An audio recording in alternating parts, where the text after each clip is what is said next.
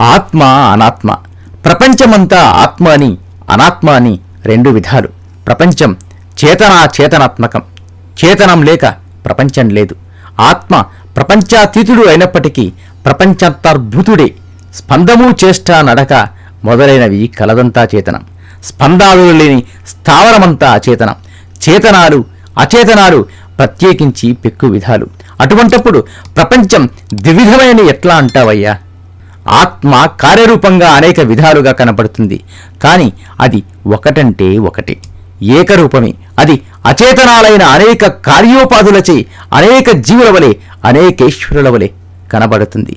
ఒక్కడంటే ఒక్కడైన ఈశ్వరుడికి జీవుల వలె అనేకత్వం ఎట్లా?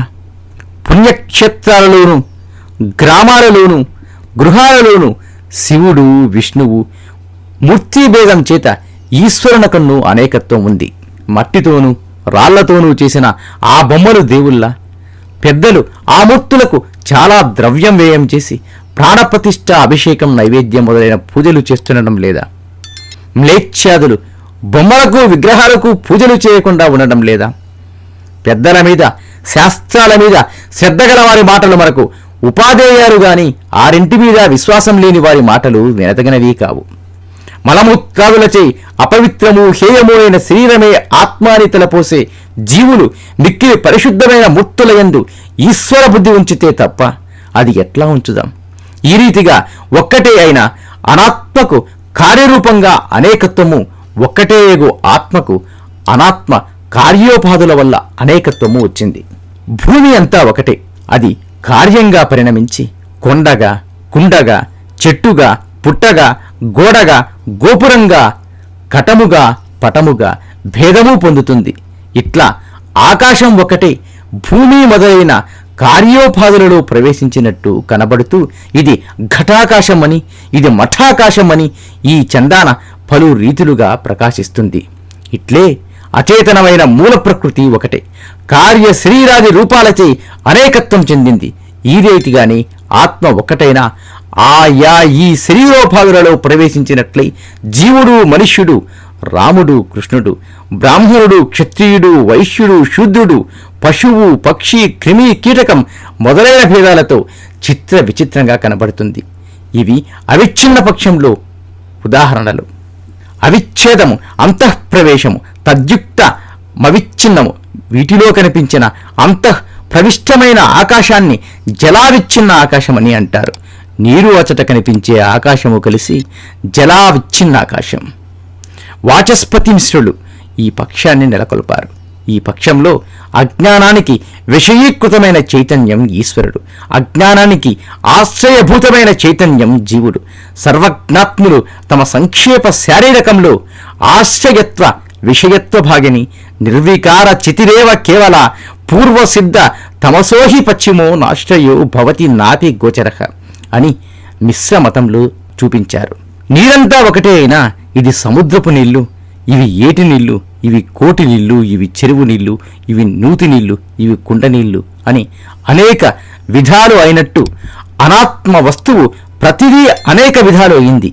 ఆ సముద్రం మొదలైన వాటిలో ఒకే ఒక్క సూర్యుడు ప్రతిబింబించి అనేక సూర్యులుగా కనిపించినట్టు ఒకే ఒక ఆత్మ అందరి అంతఃకరణాలలోనూ ప్రతిబింబించి అనేకమయ్యింది. ఇది ఉభయత్ర సమానమైన దృష్టాంతమని గ్రహించేది. నీటి గుణమైన చల్లదనము, కదలిక మొదలైనవి సూర్యబింబానికి అంటని చందంగా కర్తృత్వము, భోక్తృత్వము మొదలైన అంతఃకరణ ధర్మాలు ఆయాయి అంతఃకరణాలతో కూడుకున్న చిదాభాసునిదిగా తోచునే గాని బింబభూతమగు ఆత్మను అంటవు. కాబట్టి జీవాత్మయే పరమాత్మ, పరమాత్మయే జీవాత్మ. మహాకాశమే ఘటాకాశం, ఘటాకాశమే మహాకాశం. ఇవి ప్రతిబింబపక్షంలో ఉదాహరణలు. సర్వజ్ఞాత్ముల ప్రతిబింబపక్షంలో అజ్ఞానమందు ప్రతిబింబించిన చైతన్యము ఈశ్వరుడు, బుద్ధియందు ప్రతిబింబించిన చైతన్యము జీవుడు. సురేశ్వరాచార్యుల వారిది అభాసవాదం. వేరు సంబంధంతో వేరే చోట భాషించేది అభావం. మంకెన పూలు దాపున ఉండటం వల్ల స్ఫటికంలో కనిపించే ఎరుపు, దీన్ని ఉపహితమని అంటారు వివరణకారులు. ఈశ్వరుని ఎడ అభాసవాదాన్ని, జీవుని ఎడ ప్రతిబింబవాదాన్ని అవలంబించి అజ్ఞానోపహితమైన బింబ చైతన్యమీశ్వరుడనిన్ని అంతఃకరణంలోనూ దాని సంస్కారాలలోనూ చొచ్చి ఉన్న అజ్ఞానంలో ప్రతిబింబమైన చైతన్యం జీవుడని నీ చెప్పారు. అయ్యా, జీవాత్మ కల్పితుడు కదా, కల్పితమైన వస్తువు ఎప్పుడు అసత్యమే కదా, అట్టివాడు సత్యమగు పరమాత్మవడం ఎట్లా? పారమార్థికుడని, వ్యవహారికుడని, ప్రాతిభాసికుడని జీవుడు మూడు తెరగులు. ఈ ముగ్గురు సుషుప్తి, జాగ్రత్త, స్వప్నాభిమానులు. నీటిలో తరంగమెట్లా కల్పితమో, తరంగంలో నురుగెట్లా కల్పితమో, అట్లే పారమార్థిక జీవులలో వ్యావహారిక జీవుడును, వ్యావహారిక జీవులలో ప్రాతిభాసిక జీవుడును కల్పితులు.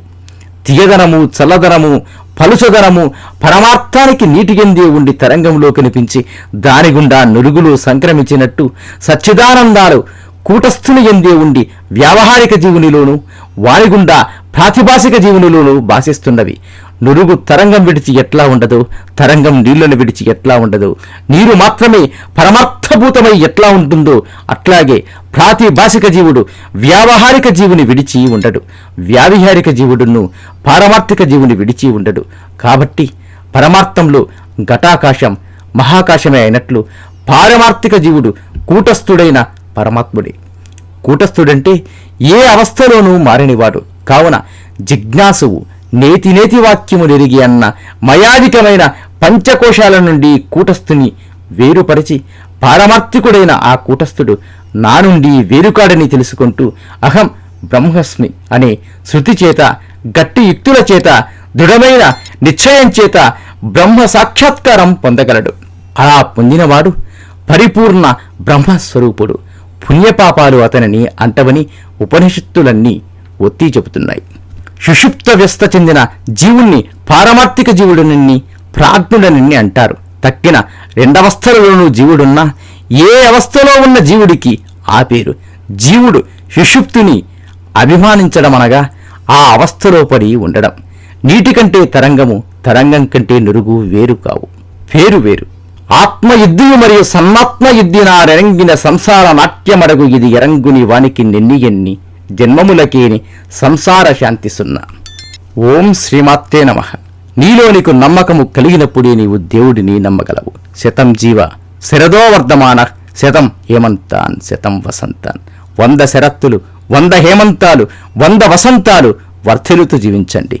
ఇట్లు BVS. మీ BVS.